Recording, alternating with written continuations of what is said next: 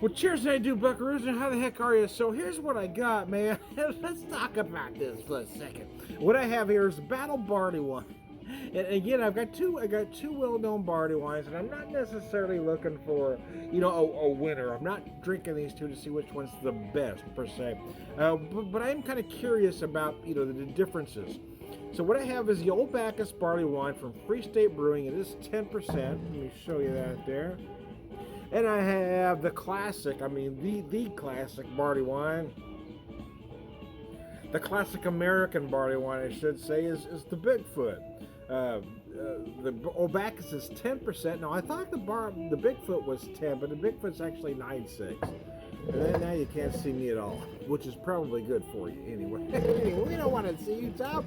Who the fuck are you? We don't care. Anyway, anyways, I digress. So I want to try to get them in the same glass, but I wasn't sure I'd be able to tell them apart. But yeah, the colors are vastly different. The Bigfoot, this is the Bigfoot in this hand. This is the Old Backus. The colors are vastly. This is more of a deep copper, whereas the Bigfoot is more of has more of a ruby hue to it.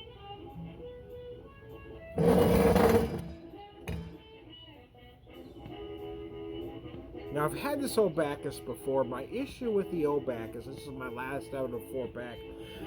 My issue with the Old Backus is it feels a little bit sweet, right? It feels a little bit too sweet. But what's the plus about it is it has these very developed fruit notes that a barley wine typically doesn't have. You get these big plum notes, apple notes. The issue is it's very sweet. And it just lingers sweet. Some people might like that. For me, I like a cleaner, drier finish. It just lingers just a little bit too much sweetness for me. So if I had to complain about that beer, that's what it would be. I personally think if they took this exact recipe, took this exact beer and aged it in oak for 3 months, it would probably be the best barley wine on the market. If not the best, one of the top 5. I mean, it is that good. It's just a little too sweet. The addition of oak would take it to a whole other place, a whole other dimension. It'd be beautiful. It'd be like the Twilight Zone of barley wines. It'd be gorgeous. Anyway, but the Bigfoot's a classic, man. It came out in 1983. I was 18 in 1983. I wish I knew. I was 22 when I left California. I didn't even know this beer existed. Dumb bitch. I feel cheated.